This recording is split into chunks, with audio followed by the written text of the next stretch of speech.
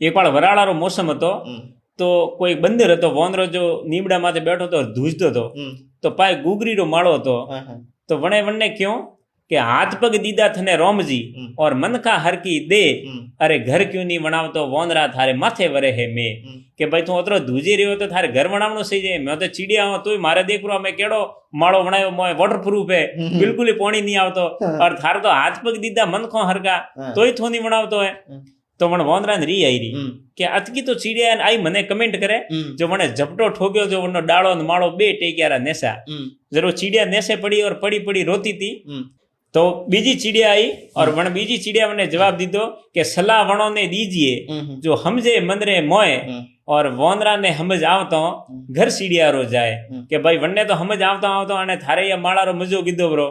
जो सलाह भी एड़ा आदमी ने देनी सही जे जो अपनी बात ने समझे, हमो उल्टो लेने अपने गळे पड़े एड़ा आदमी ने